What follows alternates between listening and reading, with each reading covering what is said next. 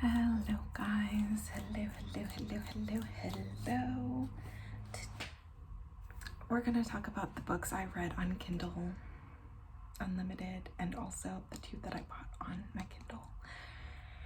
And that is the Magnolia Parks and Daisy Haites books.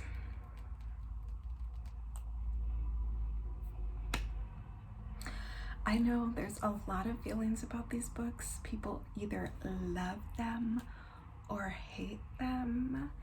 And, you know, I think different books are for different people, and that's totally fine, good, great, whatever. Like, it's totally fine if it's not your cup of tea. But I loved these books. Like, specifically the first Magnolia Parks book and the second Daisy Haites book, I adored. I'm obsessed. I understand why they're viral. I'm just at a loss. Okay, so we're gonna talk about those first, and I did read those on my Kindle. I read the first one on Libby actually because my hold came in and I didn't realize it was on my Kindle. I think I set the hold before I got my Kindle. And then I was looking for the second one and I found that it was on Kindle Unlimited. And then I was looking for the third one, and the third one wasn't on Kindle Unlimited. You actually had to pay for it on the Kindle. And I was like, you know what? I'm paying for it because I need to know what happens next. Because the first one ended on such a tumultuous just thing. So then I had to read that one. So I read them out of order. I read Magnolia Parks, which is book 1 in the series. Then I skipped Daisy Haites book 1, which is book 2 in the series. Skipped that and went to Magnolia Parks series book 3, but Magnolia Parks book 2, called Magnolia Parks or The Long Way Home, Magnolia Parks The Long Way Home. And then once I finished that one, I decided I liked Julian, and I found out that Julian has a POV and the 2 Daisy Haites books in the series. So then I went back and read book 2 of the series, which is Daisy Haites book 1. And then I was like, okay, whatever, now let me get to the book that Julian's really shines in. So then I read the last book that's out in the series right now, which is Daisy Haites The Great Undoing. So I went book 1 to book 3 to book 2 to book 4, and book 5, which is supposed to be the last in the Magnolia Park centered portion of the story, is supposed to come out in February of 2024. So, and then the Daisy Haites side of the series is supposed to have like 2 more books in the series. So yeah, let's freaking talk about it. And I'm gonna try to include timestamps for this video simply because I need to talk about all the Magnolia Parks and Daisy Haites books I read, and inevitably book 2 is gonna spoil some things from book 1. Like, you're gonna know book 1 didn't end up a certain type of way just based on the summary of book 2 and book 3, etc. So I am gonna try to leave timestamps for this, so you can see where the books end and start to see like what you want to hear and what you don't, especially if you started reading these books or want to. But yeah, Magnolia Parks book 1, let's talk about it. So I read this one on my phone with Libby, and I must say, first of all, I adored reading it like that. Like, I'm not a big ebook, well, I wasn't before, but apparently I am now. I wasn't a big ebook person before, but something about reading it on my phone just felt so convenient and easy for me, so I did. And I don't know, swiping away, like, it was just so convenient and just like less of a thing than actually holding the physical book, which personally I think the book covers of the Magnolia Parks books are ugly, so like I don't really want the physical copy. And if you have the books on Kindle Unlimited, then you can underline in them, which was huge for me because I did really miss doing that on Libby. So I didn't for the first book. Wish I had checked Kindle to see that I could, but with the other books I did underline. It's only available in paperback, but not the kind that I like. So yeah, I don't really have a desire to get the physical copy, but I do want to get it on my Kindle so I can reread it and go back and underline stuff. But in book 1, we get a POV from Magnolia Parks, who the book is named after, and BJ, so this Valentine guy. They're both super rich. So the whole series of books is very much Gossip Girl. It's very much like rich people problems, all that, like those drama series that we used to watch in the 2010s, Gossip Girl and all of them.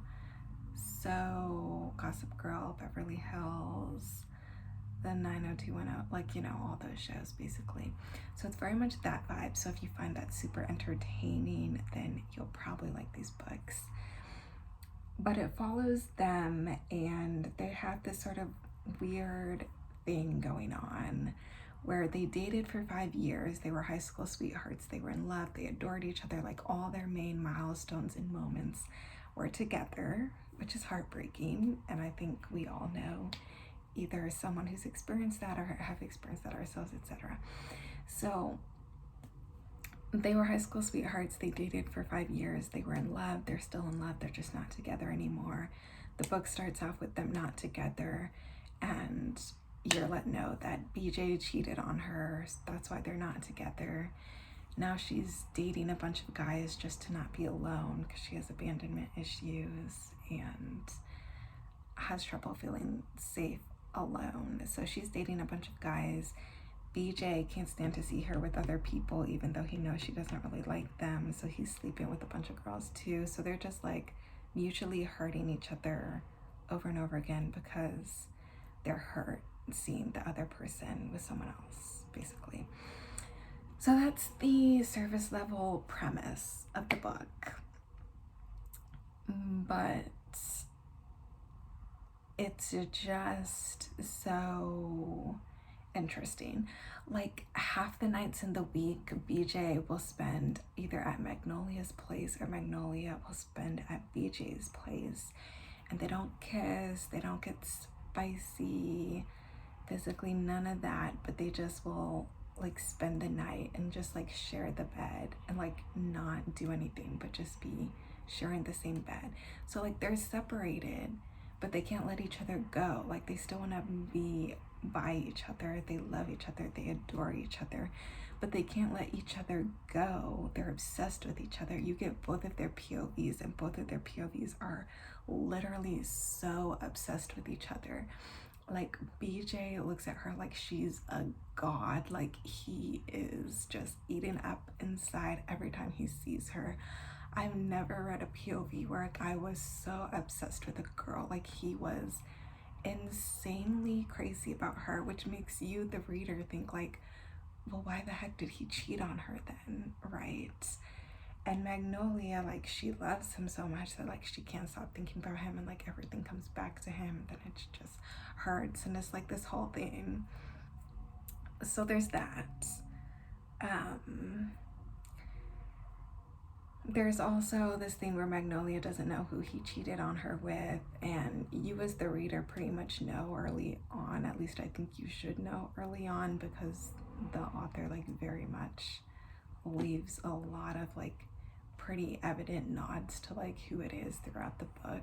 So as the reader, I don't think you're really surprised at the end of it. Maybe some people are, maybe, but I feel like the context, like, I feel like it was pretty evident, and I don't think the author was trying to hide from us, the reader, who it was, but was trying to show us from Magnolia's point that Magnolia didn't see this coming, basically, of the reveal of who it was at the end of the book. So, and I have seen some people say like, oh my gosh, like the only reason I was reading was for the reveal at the end, and it was so obvious.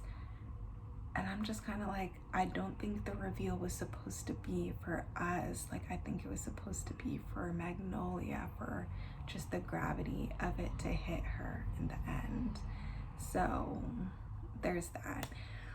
But yeah, so they're, you know, they're always together, but they're not together. And they have this very tight-knit friend group, much like in Gossip Girl again. So there's this dude, Christian, who's also in love with Magnolia and who dated Magnolia after she broke up with BJ. And that's a big thing. So BJ always wants to be like all tough guy and like get into it with his bestie Christian. Sometimes, like anytime something comes up about Christian having been with Magnolia.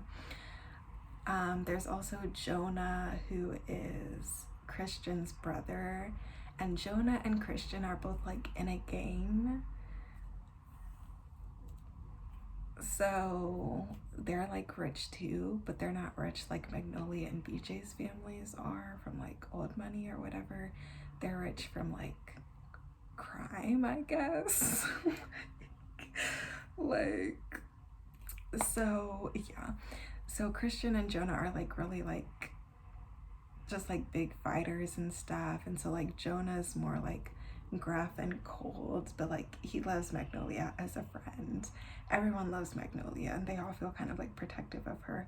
Christian's in love with her. Jonah's like, he's on BJ's side of like that his brother shouldn't have gone there, whatever.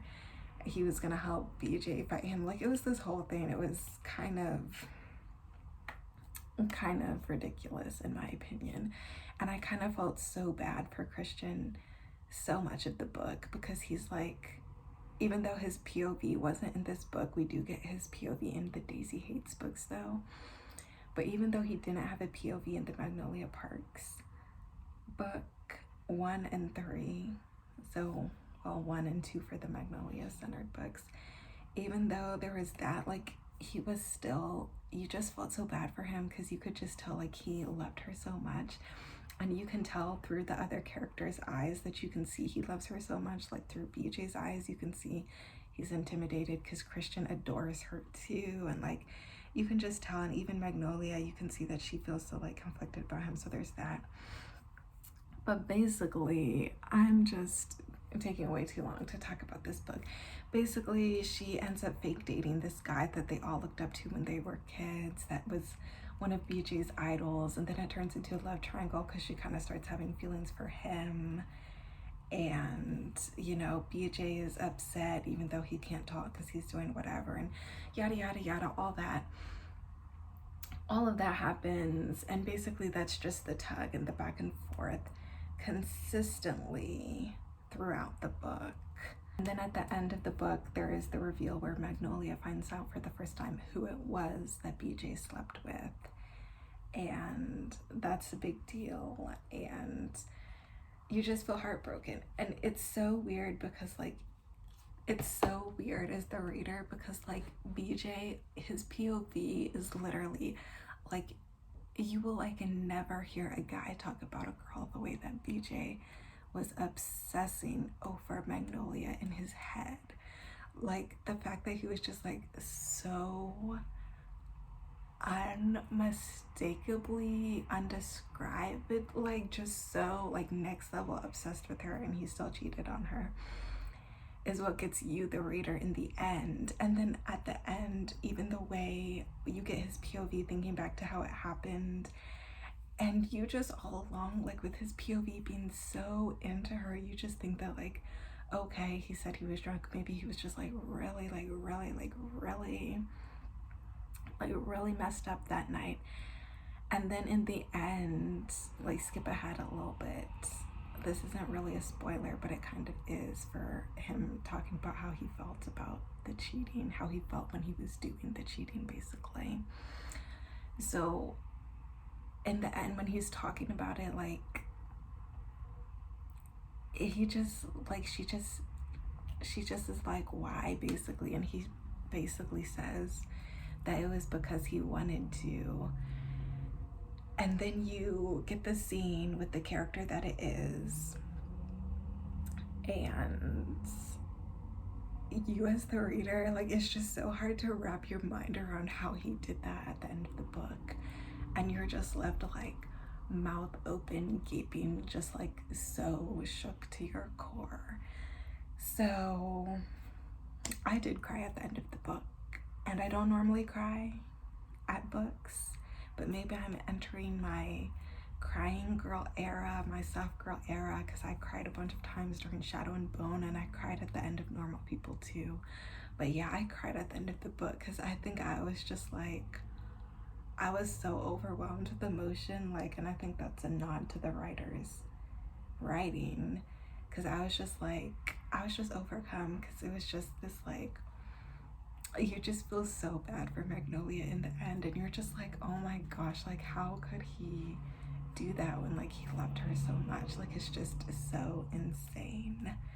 And I think that's a reason some people don't like the book too, is because they're like, I don't know, I think some people think it sends like the wrong message, if you can say there's a right or wrong message, because I think some people think that like it has to be just like cut and dry.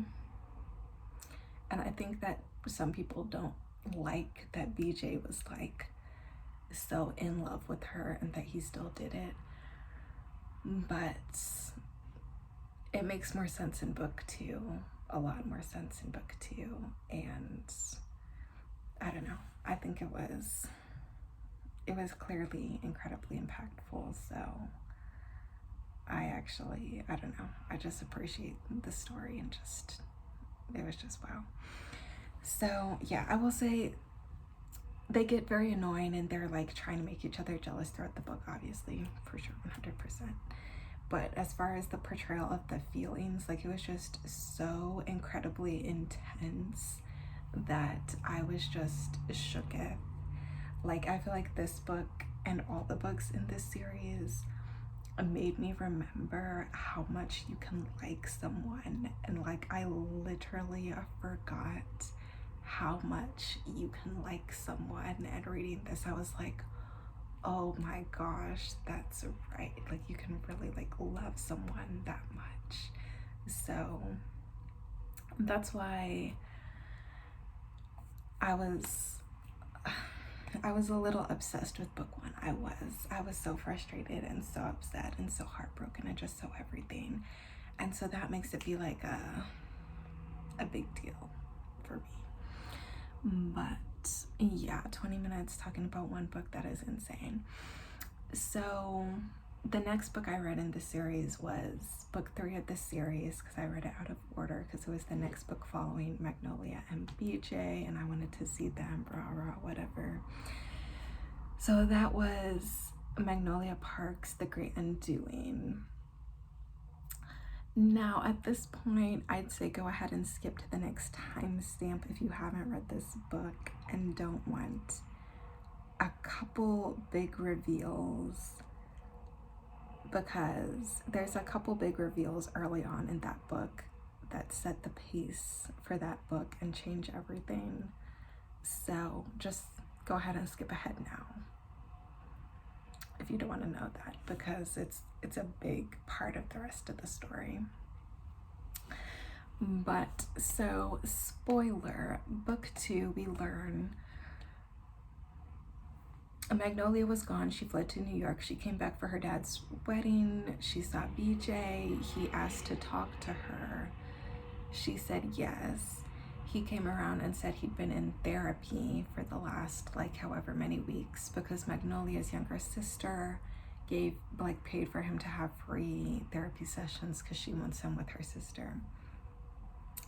So he says he worked through some things in therapy, some things he's never told anyone before.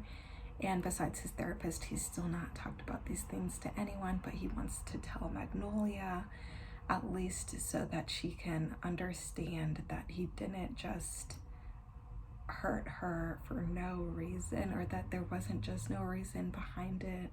Like, he knew that he told her he did it because he wanted to, and he wanted to clarify that and give the reasoning as to why he wanted to, basically. So this happens very early in the book, and they sit down, and trigger warning here, which I would recommend looking trigger warnings up for all of these books. But trigger warning here, SA was gone into at this point. So he talks to Magnolia, and he tells her that he was drinking at the party, and then he wasn't feeling well, like he told her before. But the reason he wasn't feeling well was not having to do with the drinking. He was not really drunk like that. But the reason he was not feeling well was because he saw for the first time that day someone who SA'd him as a kid, and he saw them at this party. So then he wasn't feeling well, then he went to the bathroom, then someone followed him, then he cheated. And so the reason he said that he cheated was because he wanted to, because he felt like he needed to have control at that moment and feel like he had control of his body, like he could have or not have sex when he wanted to, basically. Like he was in a weird headspace from seeing that person who did that to him.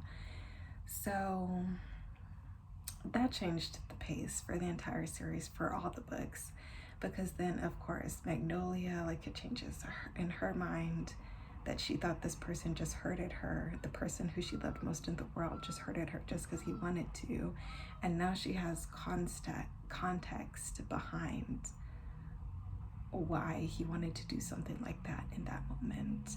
And then it also gives us, the reader, context, because at the end of the previous book, like, we don't understand either. We just don't understand how something like that happens. So that changed the tone for everything. And I will say, I was wondering, for a minute there, I was wondering, like, is this just something the author threw in to make us like him more, or was this actually planned?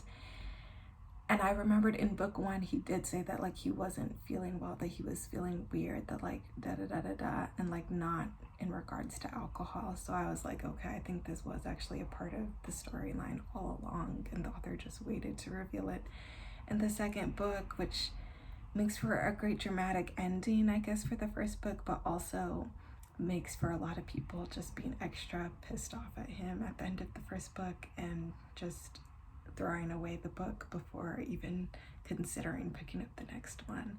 So I think that choice to not disclose that till book 2 is a little, who knows, it'll probably turn off a bunch of readers from even reading into the story more.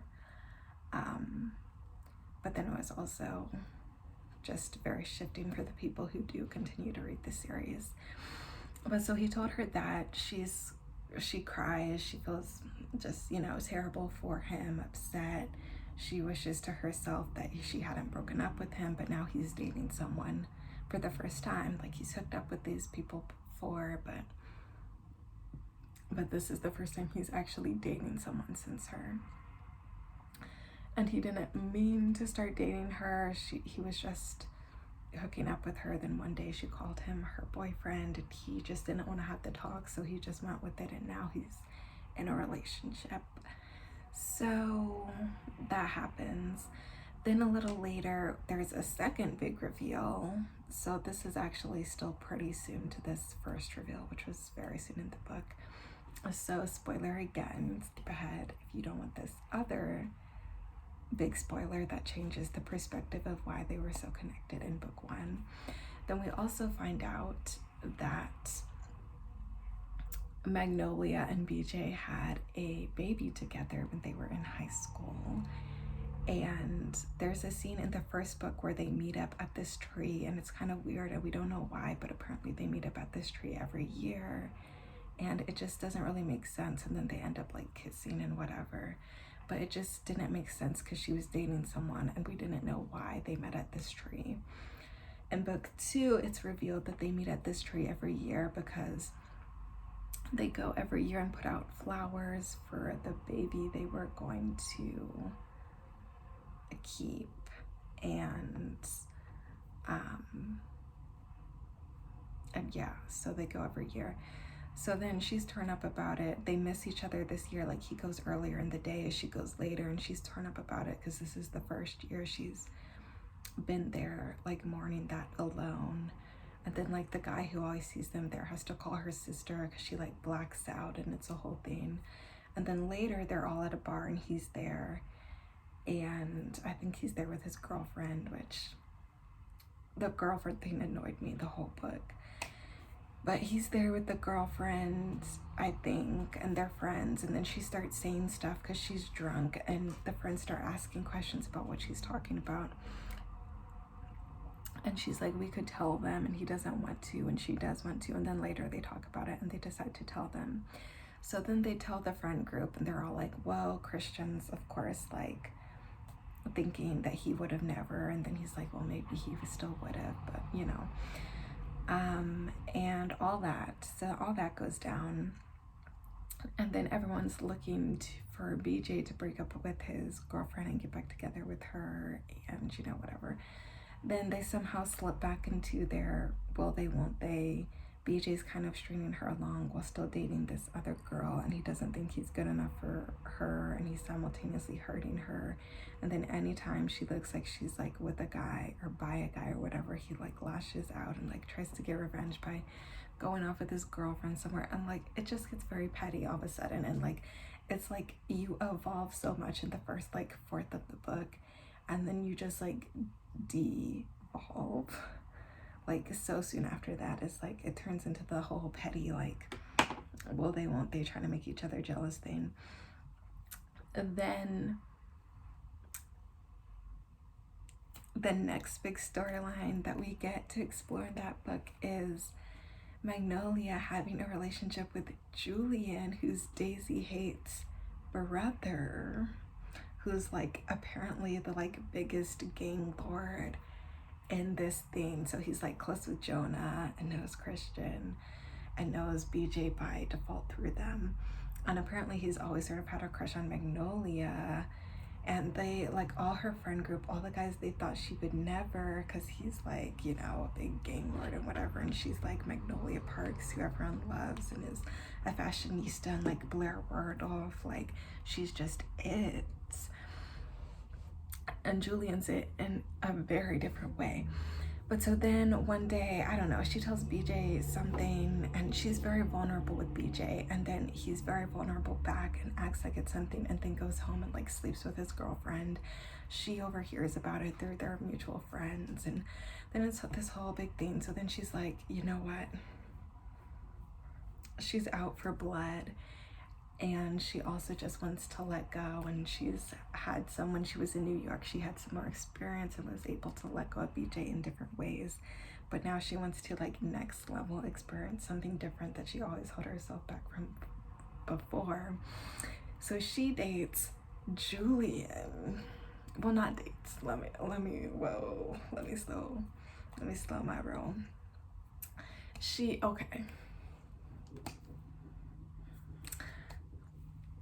Yeah, I don't know. This book is still from her and BJ's perspective, so we don't get Julian's perspective yet. But what she does is she goes to Julian. She tells him she, you know, wants to boom, bomb, whatever. And he's like, are you upset? What happened? Like, we almost did this before, remember? Because she's gone to him before like this when she was heartbroken over BJ. And she wanted to, and he was like, you don't really seem like you're all that, you know, all that feeling great right now. Like it's okay if you're not feeling well, if you just want to chill. And so then she ends up crying and like telling him how BJ did whatever, and you know, whatever. And then he's like, he gets his bodyguards to make her pancakes and watches Nick at Night with her and just cuddles her all night.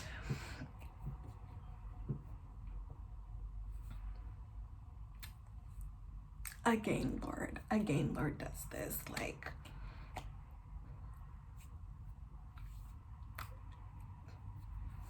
the cutest thing ever, except that when we get to the book with his POV, it gets a whole lot more cute. So I can't even. But yeah, so she goes back to him and she's like, I actually do want to this time. And he's like, we tried this before. Like, it's okay if you're upset, like if you just, you know, you want to cry, whatever. And she's like, no, actually I do want this time. So she starts going at it with him, like as in going at it with him like in the sack. So they start doing a whole bunch of stuff, and then you know, whatever. The boys and BJ and all them find out that she's with him, and of course BJ's still trying to get revenge and is feeling insane that she's with this dude, and he doesn't want her with this dude because he thinks he's dangerous, which he is, to other people. but it's also like dangerous to be with him, obviously, because of his title. He has a bunch of bodyguards, like people are trying to get at him a lot, so it is dangerous for her to be with this guy. But she doesn't get that. She's been very sheltered from that. They've kind of managed to keep that from her, even though some of her friends are also in the game business, apparently. But she doesn't know that, so she's all kind of like, oh, like she's kind of just like, oh, he probably is not really a thief. Like, he probably doesn't really, like, you know, whatever. So then we get to see a bunch of their relationship throughout the book. And it's very cute, and you can kind of see Magnolia having feelings for him, and like those feelings getting intertwined too. But she also still loves BJ, and I feel like if BJ just stepped out of the picture for 2 seconds, then she could have a real shot with any of these guys in the books, because like they just need like some space, and they could actually be happy with somebody else. Just saying. But so then we get to see the relationship from her perspective in the book, and it's just very cute because she sees him being very like sensitive with her, but she also knows that he says like no strings attached, she doesn't do relationships, whatever. And then she also knows that like she still loves BJ too, and he knows she loves BJ too. So she's like very conflicted with her feelings throughout the book, and we get to see that, and that's really beautiful. And that's what made me say, you know what, I need to read the books with Julian's POV. So then the book ends on another cliffhanger, but not on the same type that left us reeling like book one's, but it's still a bit of a cliffhanger.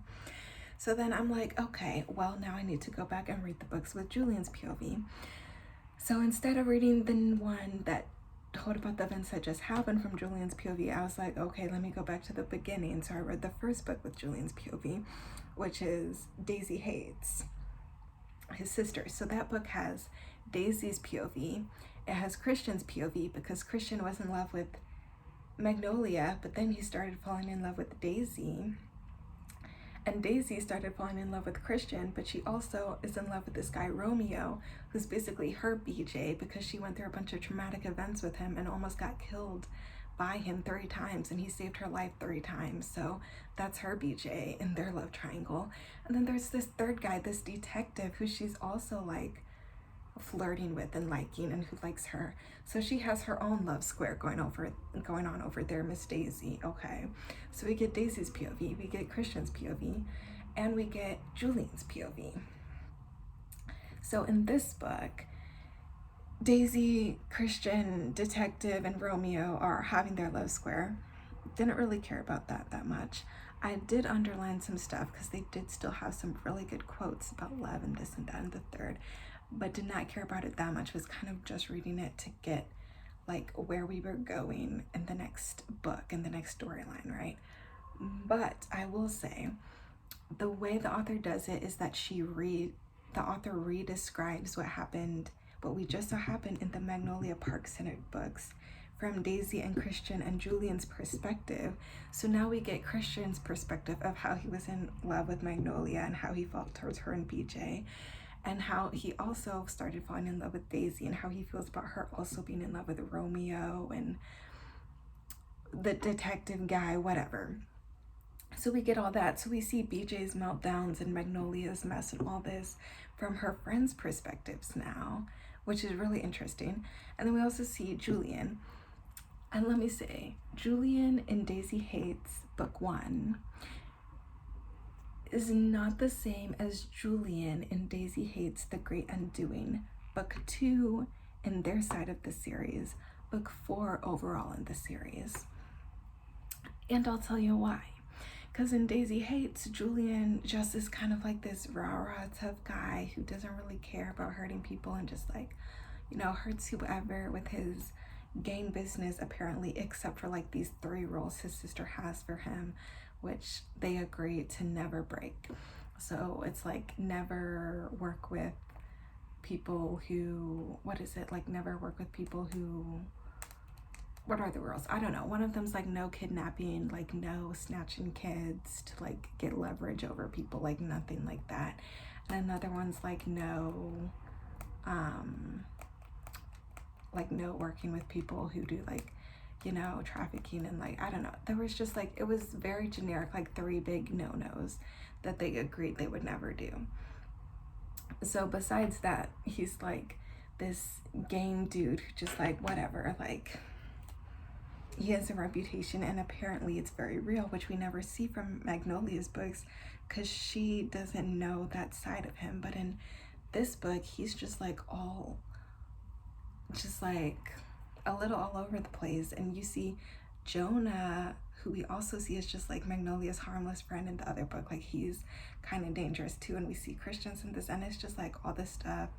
There's this whole big storyline. They have people after them half the time, like people like trying to kill them, and it's just very different because you're like, whoa, this is going on inside the same circle that has Magnolia, Parks, and BJ over here acting like fools and loves. Like their only problem is that they can't get it together and be together, whereas their friends are actually having like hitmen on them and stuff. Like it's just very like jarring, and you're like, what is going on? I will say the game stuff felt like too much in Daisy Haites book 1. Like it was just like all this stuff was just thrown at us, I feel like, to make us like think like, okay, right, this is how they live, this is their thing, like this is normal for them. But it was just like all this stuff, and it was just like, what? Like it just was not landing. It was just like, are we supposed to be cool with this stuff? Like it was just so randomly just thrown at the reader, I feel like. So I didn't love that about Daisy Haites book 1. I also didn't love Daisy's POVs a lot of time because she has weird footnotes at the end of her chapters, and there's little numbers by words, and then you click on it and it brings up this whole page, like the index of her footnotes, and it's like, well, I don't have time for that. And I know some people with ADHD said it's like so confusing, her footnotes too. And I agree, it just makes no sense. They should have just put it in the chapters with her thoughts like they do for all the other POVs. So like Daisy's POVs were annoying for that, and I just ended up skipping her footnotes like almost everybody else I've heard who's read these books, because they're like random like journal entry thoughts, random, that don't make any sense, but that like correlate back to something in the chapter that could have just been in there in the chapter. So there's that. So yeah, that book I didn't adore, but it was cool to see some of the same situations we saw from the other books happening from other POVs in that book. And then also in that book, every once in a while, when Julian's in a dangerous situation, like maybe somebody was just gone after, maybe he just got out of something, maybe he knows dangerous people are out on the streets tonight, whatever. Whenever he's in these like random dangerous situations or just got out of them, he'll text a little unknown number, and you'll see the text messages and there won't be a contact, there won't be a name, no name saved. Number not saved, okay, because he's a game dude, right? So can't be having numbers saved like that. But he'll text a little somebody, and he'll be like, where are you tonight? Like, are you out tonight? And she'll be like, no. And he'll be like, good, like it's not a good day to be out. And she'll be like, why? And he'll be like, no reason, how's it going? And like, whatever. So you, the reader, are like, oh my gosh, he's texting Magnolia freaking Parks. And he is. So that's the start of the little seeds of like, oh my gosh, And then he also like sees her around BJ a few times, and he's like, it makes him kind of hate BJ. And he's like, well, that's kind of weird. Because he's like, I'm kind of a friend of his friend. We hang out sometimes. So it's kind of weird because I just hung out with him the other day and we had laughs and like he was cool. But now I'm just not really liking him. And he's like, that's weird. And you as the reader are like, duh, it's because he's being shitty towards Magnolia and you like Magnolia. Like, so that's book 1. There's a whole other thing, like job gone wrong and all that in book 1. It's a bit chaotic, whatever, for Daisy Haites. Then we get to Daisy Hates the Great Undoing, which I think is my favorite book in the series by far. And oh my gosh, not me. I'm talking about these books for so freaking long. So then we get to Daisy Hates and the Great Undoing, and then everything just changes, baby. Like, because in Daisy Hates and the Great Undoing, we still get Daisy's POV, we still get Christian's POV, we still get Julian's POV. And in this book is where Magnolia starts dating Julian. So now we get to see it happen from Julian's perspective, as well as from Christian's perspective, and as well as from Daisy, Julian's sister's perspective. So that's cool because you're kind of seeing all angles of the pie there, and we already saw Magnolia, so it's like So then you're seeing the events that happened in her relationship with Julian from Julian's perspective, and it changes everything again, because now you see how she comes to him and he tries to like hide his nerves that this girl he has a crush on is coming to see him again, because like he doesn't get nervous for girls, but he's nervous for her. And then, you know, they get together, there's some hot scenes, it's like, whoa. And then it's just so beautiful because literally throughout the book you get to see him start to be like, this is weird, like I've never really felt this way before, this can't be what I think it is. And you're reading it and you're like, oh my gosh, it is what we think it is. You have feelings. And he's going back and forth with this, I can't date, I can't have feelings, I can't have another person to think about when somebody's trying to kill me, like da da da da da. And you're reading it like, oh my gosh, he's falling for her. And it is just the best thing I have read in so long. Like, Julian is my favorite character ever now. I'm just gonna forget how he is in Daisy Hates book 1, just pretend most of that doesn't exist, and I'm just gonna focus on this book, Julian, because he's amazing in this book.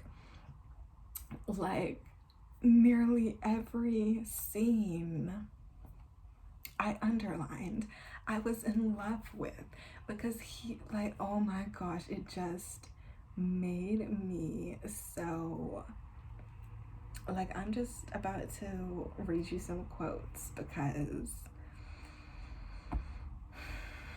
it's just amazing. And just amazing. Oh my gosh. And the effect Magnolia Parks has on people, it is so interesting. Like, I love her. She's such a queen. And yeah, she needs to let go of BJ, please, please. And I don't feel like the author is gonna let her, but I don't know now that we've had Julian's POV of their relationship. So, oh my gosh, I'm trying to go all the way back to the beginning of all my highlights to show you guys just progression of these quotes. Oh my gosh. So she goes to see Julian, and this is from Christian's POV. So he sees her fighting with Henry's BJ's brother, who always is Magnolia's like ride or die. And he's all like, Magnolia's being insane, and Christian's all like, about what? And Magnolia's all like, let me do what I need to do. It's like the meme with, who is it, Tyler the Creator, or is it Tyler the Creator? Is that who's in the meme where he's like, oh my gosh, will you let me do what I need to do? That's what she basically is like. And so she goes to the bodyguard in front of Christian and Henry, and she's like, I'm here for Julian. And the bodyguard's like, are you? Who's asking for him? And Christian's like, thinking Julian is one of the most feared people in the world, my world anyway, and it occurs to me that Jonah, and I might have shielded her too much, that she's standing here toe to toe with the bodyguard who was the man who was just wanted for all these things, and like yada yada yada yada. So Henry's frowning, the bodyguard's smirking, and she's like, don't pretend you don't know who I am. You made me pancakes. So Henry and Christian are just here like, and so the bodyguard lets her in, whatever. And then we get Julian's POV. I can't, I'm so giddy over these books. And Julian's POV is over here saying, I'm telling you guys, I have not felt this way in so long. Like, these books awakened something inside of me. So we get Julian's POV, and it says, I'm sitting at Jonah's desk when there's a knock on the office door. I don't say anything, and it opens anyway. Hoa pokes his head in. Where did I put my water? Oh, it is here. Oh my gosh.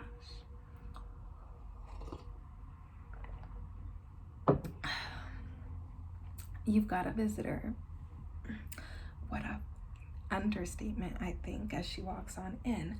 I've been staring at her text the last 45 minutes trying to work out if this is legitimate. And listen, I don't actually have any real expectations of what could happen tonight. We text, always have, sort of. I think it's because we're both removed from each other's immediate worlds, an abstract place to debrief and offload, no consequence for doing it. And this has happened before her coming to me in this capacity, just one time, I guess, but even still, nothing happened. A girl like her needs to feel like she's not on the track that she is. And a man like me feels like a confined way to explore it. I've been many a tough, rough, and tumble night, but if I'm completely honest, it's not really how I'm imagining my night with Magnolia will go. She's not like that, yada, yada, yada. She steps into the room, blah, blah, blah. Her eyes, they all love her eyes, apparently. She's beautiful, that's the first thing I think. Hello, I say, don't let myself smile. She stands there, she swallows. You made me an offer once. I did. Are you still good for it? We're talking about, yeah, yes. Yeah, we've tried this before, you and me. She nods. But that was before, and I'm different now.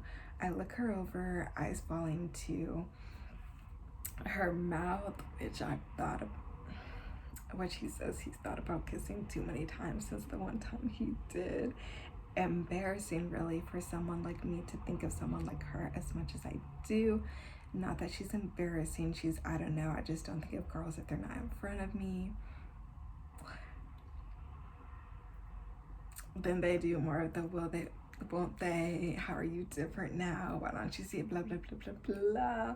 And then, you know what, we won't get into all the rest of it, but let's just say it goes super in a nice place from there. Let's just say that. Oh, and then it describes how he feels kissing her, and he says kissing her, it's, I don't know, you ever stand on sinking sand before when you're by the shore and you just feel yourself melt into the ground? That's what kissing her feels like. Amazing.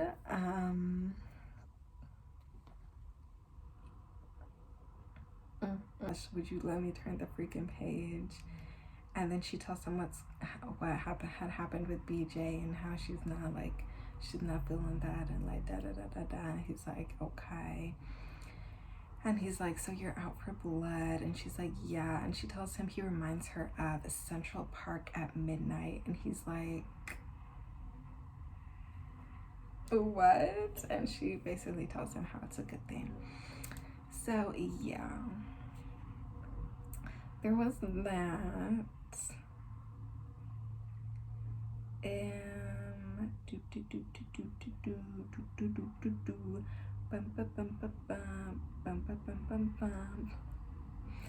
Also, when they talk about what happened with BJ, He says she looks defeated, don't like it on her, it doesn't suit her. A girl like her, she's not made to lose. Oh my gosh, I can't. It's so beautiful. And then he finds all these reasons to like, all these ways to like get her to stay. Like normally he lets people stay the night, but he doesn't like it when they don't know how to leave after that. But with her, he finds himself asking her for like reasons to stay. Basically, like after a day or so, she's like, oh, I was gonna go get a massage for the new year, and he's like, I can have one brought here. And she's like, well, I was gonna go work out, and he's like, well, I have a gym here. And she's like, well, I usually work with a trainer. And of course he's like, I could train you. Oh my gosh. But oh my gosh, it just gets so stunning. I cannot. I cannot. And so he's basically like trying to get her to stay without asking her to stay. And then she's kind of like fishing for like, so you want me to stay? And then he has to kind of be like, oh, well, I don't care. But, you know, like, no. And like, you know, all of that. Stunning.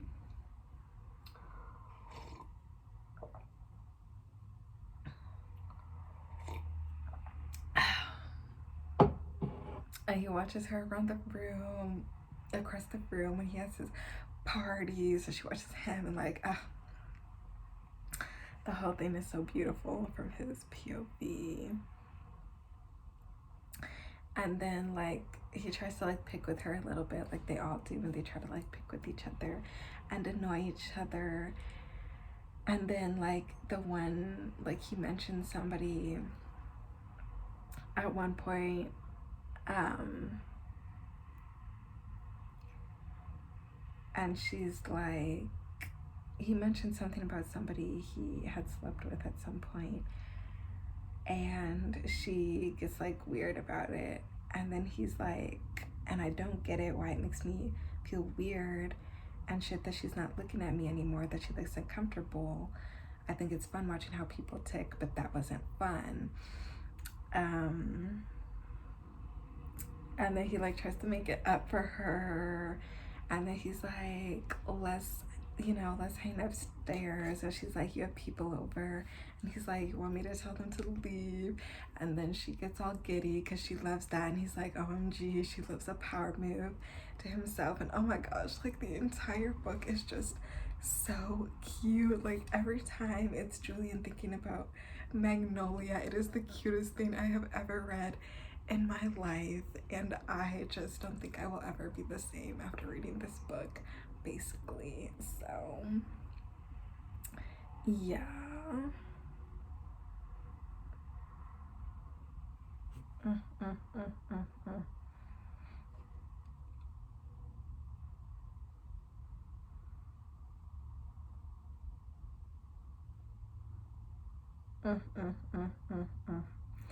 And yeah, he just can't figure her out, and he can't figure out why he feels so whatever towards her a few days later, because he was like, oh my gosh, I thought the infatuation was supposed to wear off, and it's not wearing off, which is like, oh my gosh. It's just so stunning. Like, And anytime he accidentally mentions BJ, then she feels sad, and then he feels bad whenever he even sees her feel sad. And oh my gosh, it is just the most stunning thing I have ever read. Oh my gosh. And then there was this one quote where somehow, or I don't know, he complimented her and like said she was gorgeous and whatever, and she was like, and oh, I love this quote from her. Oh my gosh, wait, let me go back. There are just too many beautiful things. I'm just like, I read this book all of like yesterday, like in the afternoon, and then at night I was rereading the quotes from it because I was so in love with it. And now even just looking at the quotes to share some of them, I am back in love with it. Like, oh my gosh. Like at this point, he says, to himself. She breathes, or to us, she breathes out, looks down, and I have this urge to move the hair from her neck and kiss it, but that's weird, so I don't. Because he's, you know, he's trying to keep up the tough guy image, and he's finding himself just feeling so affectionate towards her all the time. And then, you know, he compliments her, how she looks, whatever, and she says, people say things like that to me quite often, like being beautiful is a personality trait, like it's all I am. And he's like, you don't like it? And she's like, I think it makes it easier for people to treat me not like a real person. Which Magnolia fucking Parks, I love her. I adore her. She is just, yes, that is my girl, period. I too adore her, like everyone else. And so he's like, you think BJ doesn't treat you like a real person? And she's like, I think he thinks that me being beautiful will absorb the brunt of his repeated rejections, but all it's done is show me that beauty is worth nothing in the end.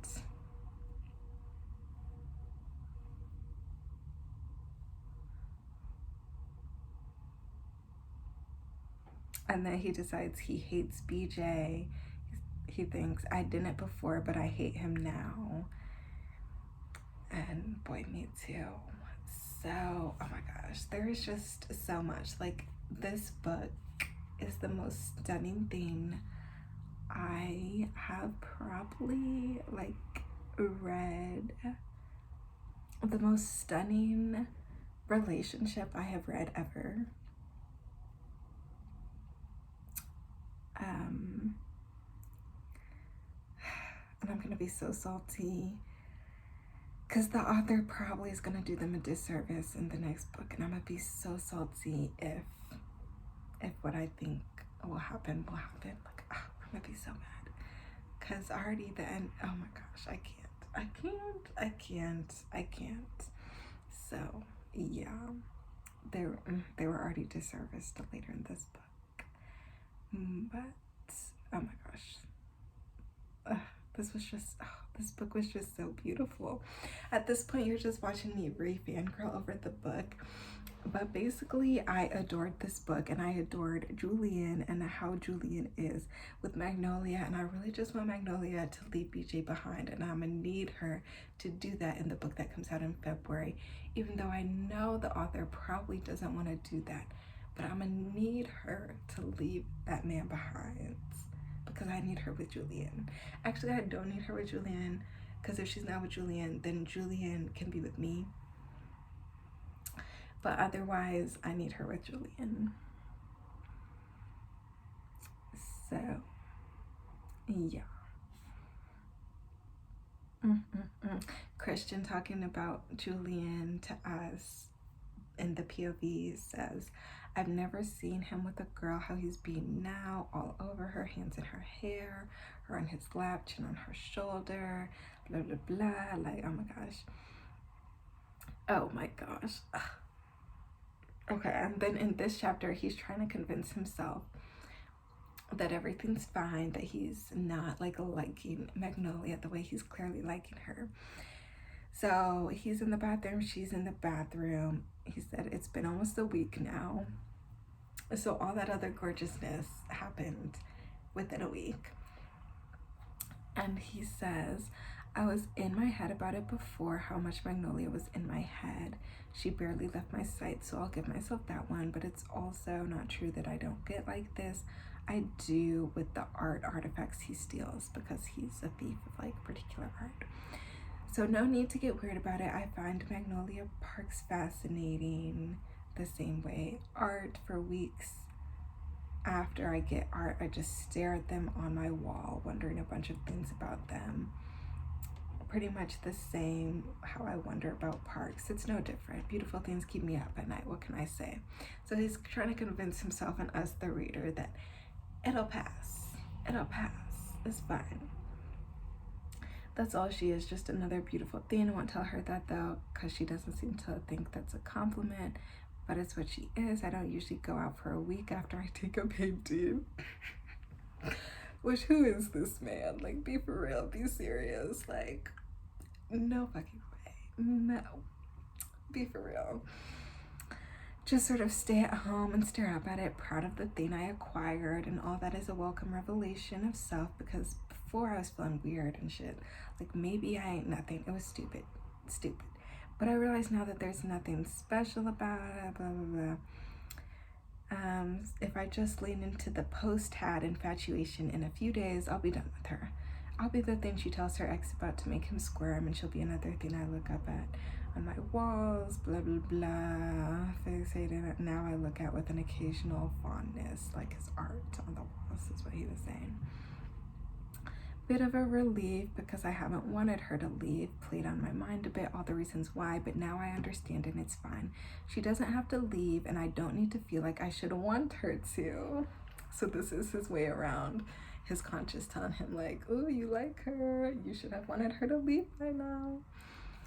And then he asks her what she's doing today. She tells him it's the brunch with her friends. He's like, oh, that's cute. But he can tell she looks nervous because BJ's gonna be there, which we don't like BJ right now. He's doing too much. He's playing around. He's playing with our girls' feelings. So no, we're not fond of BJ right now.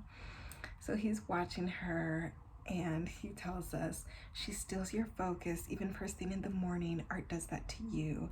So does her face. Because it's art. It kind of swallows you whole. So does she, I guess. And then he asks her if she's nervous. She says no too quickly, which he can tell means yes. She's like, why would I be nervous? Because she's proud. And he's like, because you'll be by yourself and he'll be there with her. And she's like, and he tries to give her a compliment, and she just like nods and then looks at her reflection, and he thinks she's looking at her reflection like she's trying to find some fault, but there isn't one. And then he's like, do you want me to come? And she's like, no. And he's like, no. And she's like, well, I know we're not. I know that you're not like that. And he's like what? And she's like the sort of boy you bring to brunch. And he's like, first off, I'm not a boy. And yeah, I'm not the sort of man that you bring to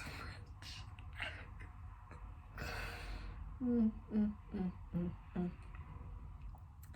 And then he's like, then he's thinking, wouldn't mind going to brunch though. And she's like, it's fine. I can go by myself. I'll just drink a lot. It'll be fine. And he's like, I'll come. And she's like, really? And he's like, yeah, I don't have much going on today, which is a lie, but he shrugs anyway. Pretty slow around these parts at the minute. Also a lie. Why am I lying to spend time with her? And so then she thanks him and blah, blah, blah. And then, you know, whatever. So they're going to brunch, and she's like, why do your friends go everywhere with you? And he's like, a security. And she's like, what? Who could hurt you? Like, she doesn't get it. And it's just, oh my gosh, the cutest thing ever. They are both so insanely cute together. Damn it, I'm gonna have to wrap this video up soon. But yeah, and he says there's something about walking into a room with her, all the eyes that go on you, the heads that turn, how every other male looks instantly off with you. It's a bit addictive. Okay. So then he is at the lunch. BJ has a passive aggressive conversation with her, and he like stands up for her, and like it's this cute little thing. And let me look what other cute underlined things I can read before ending this way too long video. As you can tell, I'm obsessed with these books.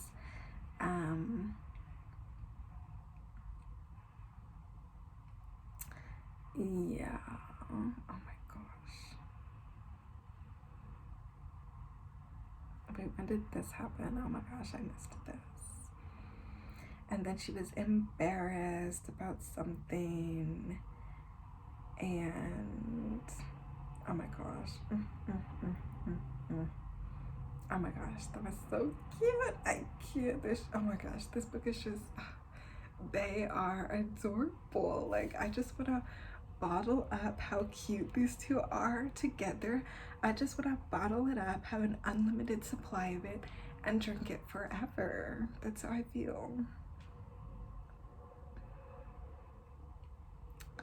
Okay, da da da da da. Oh, here we go.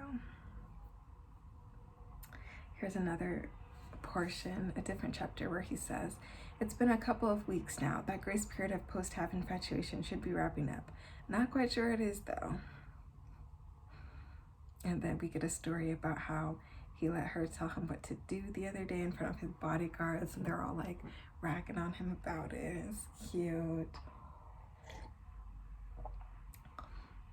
And then he's talking about how he went to the club and gave her some space with BJ, and then it annoyed him, and he's like, "It's weird, a couple of weeks ago Valentine and I were friends. Technically still are, except now I think he's a fucking pain in the ass." It's like, oh my gosh, same. And so yeah, then him and BJ get into a little fight at the club, and she's like, not you two, like, no. And he actually listens, and like, it's this whole thing. And yeah, oh my gosh, everything's so cute. And Jonah chills with Julian, Jonah, Magnolia's friend, and like tells him like basically to be careful. He's like, she might even, okay wait, he's like, she'll pull you in until she makes you fall in love with her, and you know what, she might even fall in love with you too, but not how she loves you. That annoys Julian. It's like this whole thing, and oh my gosh. Magnolia tells Julian that she doesn't mind if he like obviously like sleeps with other girls or whatever, although she doesn't know that he isn't at this point, because again, he's just crushing on her, thinking about her, like he just wants to be with her all the time, so he's actually not.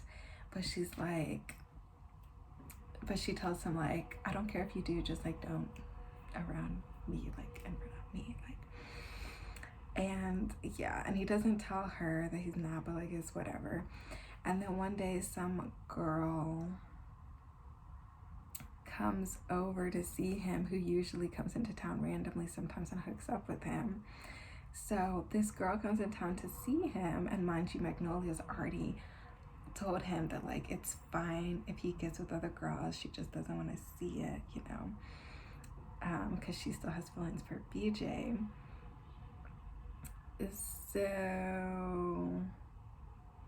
oh wait, oh my gosh, oh my gosh, oh my gosh, oh my gosh, I just cannot, like everything is just so cute, oh my gosh. And then he like said he would take her, oh my gosh, okay, you know what, whatever. Okay, maybe this will be the last thing I read before ending the video. So this girl comes over, wants to hook up with him like she always does when she's in town. And he's like, all I'm thinking about is Magnolia Parks, how she looks in the morning, how she looks in this, how she looks in that, how she feels when da da da da da, like da da da da da, how she feels when she holds my hand without asking, like da da da da da. And then he's like, and Jonah's right, she doesn't know how to be alone, but none of these things answer why I'm thinking about Magnolia Parks while this girl is trying to like hook up with me. And like, so he's just like thinking of Magnolia.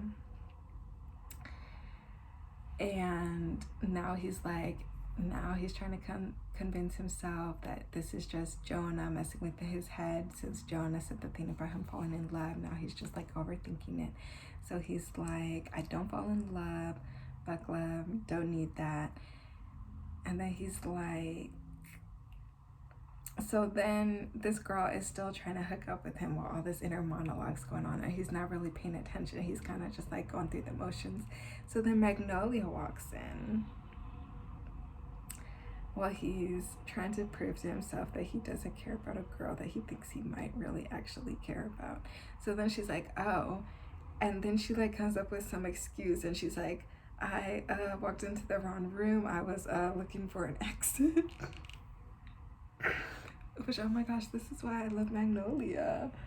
And then he's like, And so then he runs after her, and he's like, I've never ran after her girl before. And he's like, I'm running after this one. And he's calling her name, and she's ignoring him, running through his courtyard. So now he's embarrassed because it's in front of all his bodyguards, and they're seeing him not only run after a girl for the first time, but also her ignoring him. So now he's getting annoyed. He's like, I don't chase after people. That was embarrassing, running after her, calling her name, her ignoring me in front of my men who work for me. It makes me look stupid. And he's like, so finally he catches up to her, and he's like, I'm talking to you. And she's like, oh, really? I didn't hear you.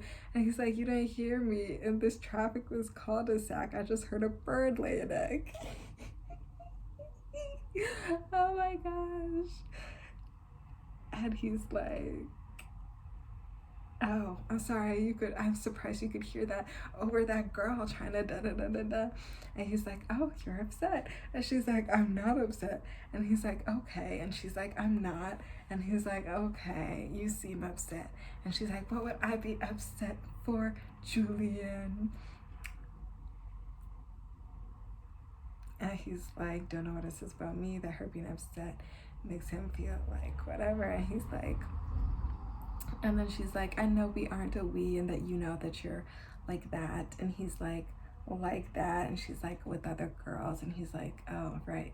Because he hasn't told her that he hasn't been with other girls.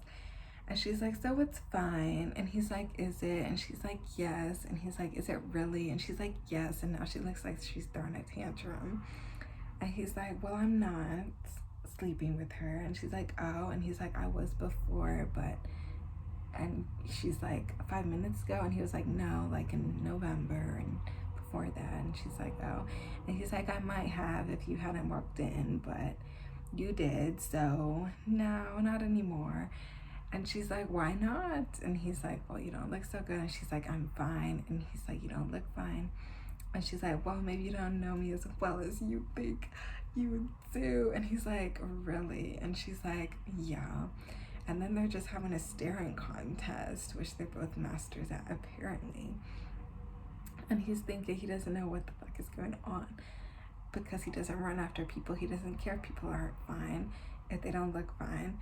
And if a girl he's hooked up with sees him hooking up with somebody else, but now he's already swimming through all these thoughts, trying to work out how to get it out of his head, how upset she looks, and blah, blah, blah, blah, blah, blah, blah. And he doesn't understand why, because he knows she's in love with someone else. So what is going on?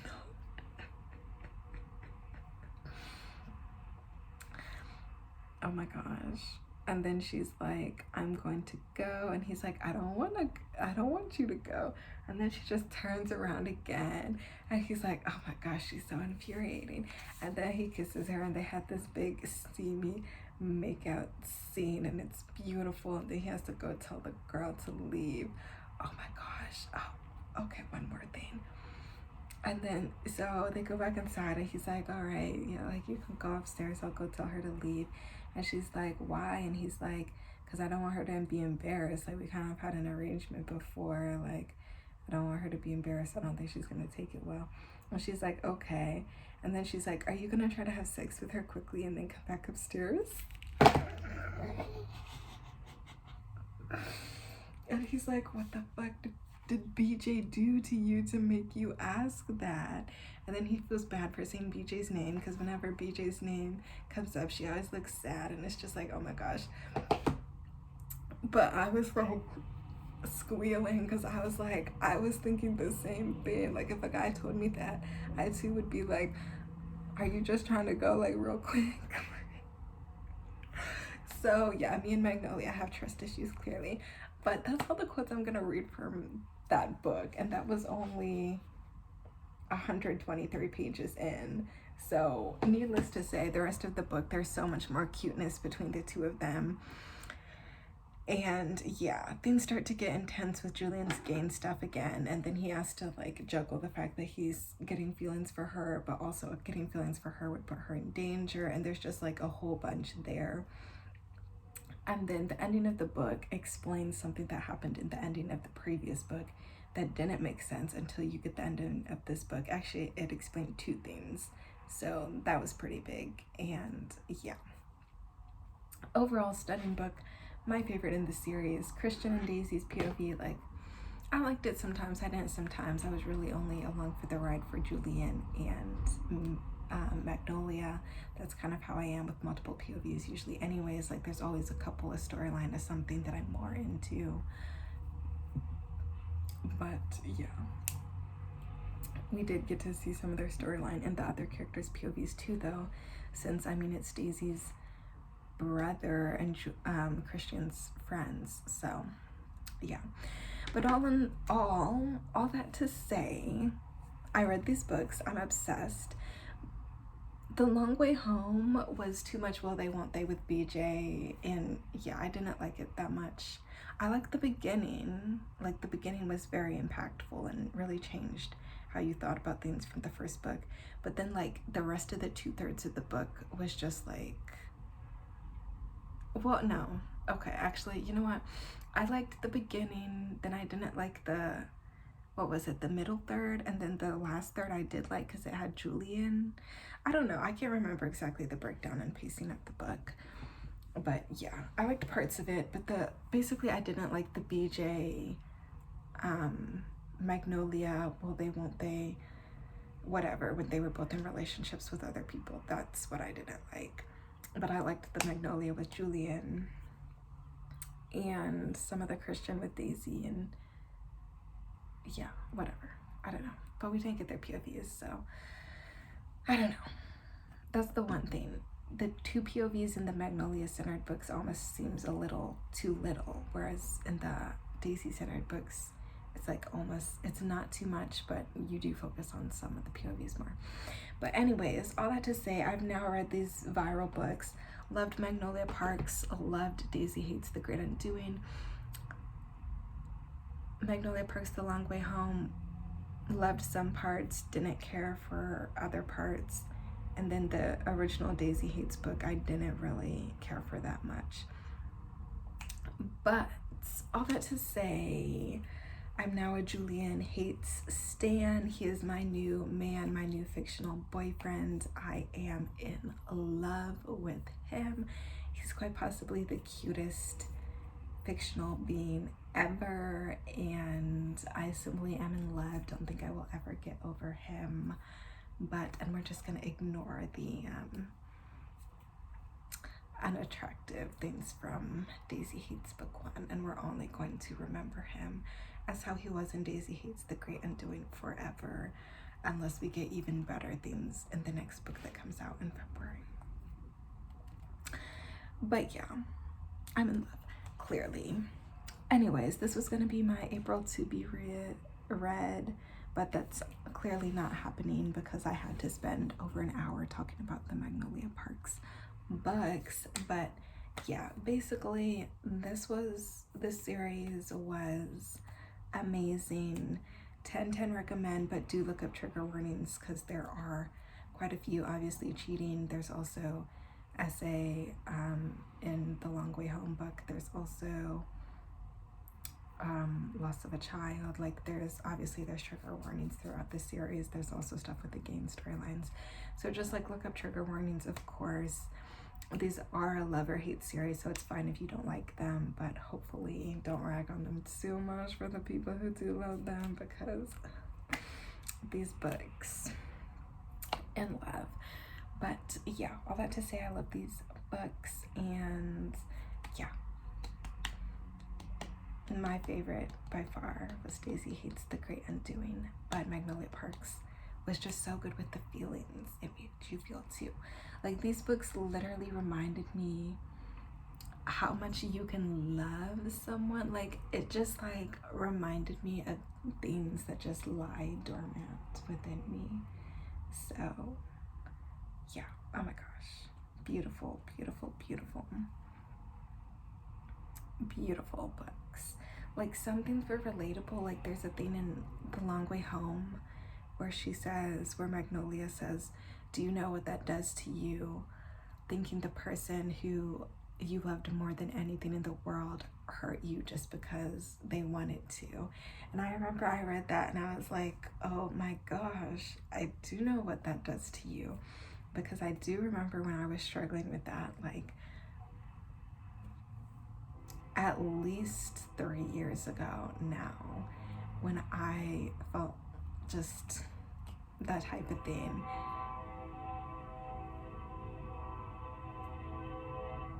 So rude, train.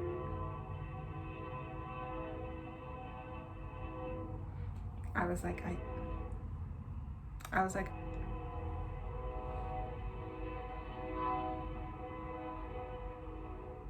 is that a train or a car? I can't even tell. Anyways, I was like, I do remember that, because I do remember the feeling of just struggling with that so much, when I felt like the person that I had been most vulnerable with in the world hurt me and told me they did it just because they liked hurting me. So I will say, stuff in this book, like if you've had like really just painful relationships before, whether it was cheating or something else, like if you've had really painful relationships like that romantically before, that is probably gonna come up in these books. Just an FYI, like it's probably gonna make you remember things you had forgotten. For me, it wasn't in a bad way, because like I said, it has been at least 3 years since the events that this made me think of in book 1. So like it was kind of a good time for me, where like enough time and healing has happened that I could read it and just remember the gravity of that without feeling the despair of that again. And so for me, it was a good time to read these books. Also, the like rich people problems, Gossip Girl-esque storylines of the Magnolia Park centered books are fun. And then the gang stuff, book 1, I didn't like how it was done, but the second Daisy Haites book, I did like how it was done. So the gang stuff sets a different tone to that side of the storyline. But yeah, overall, I don't know. I think these books are amazing. And I mean, obviously there's some stuff I didn't like. I still don't get why Daisy had freaking footnotes in the chapter. I didn't love how Magnolia's dad was described. I thought the game stuff in the first Daisy Haites book stuff was just like off. Like obviously there's stuff I didn't like for sure. BJ and Magnolia were insufferable at times. And like, yeah, I'm not saying these are blameless works of art, but what I am saying is that they are works of art, and that if you love them, you'll love them, and that I am currently in love, clearly, and don't know how I'm ever gonna shut up about these books, specifically about Julian and Magnolia freaking Parks. Like, I am in love. So yeah, that's really all I can say. Let me know what you think, if you've read these books or not, or if you want to read these books now. I definitely recommend. But yeah, hope you're all staying safe and well. Hope you could enjoy this video, and I hope to see you in my next one. Bye.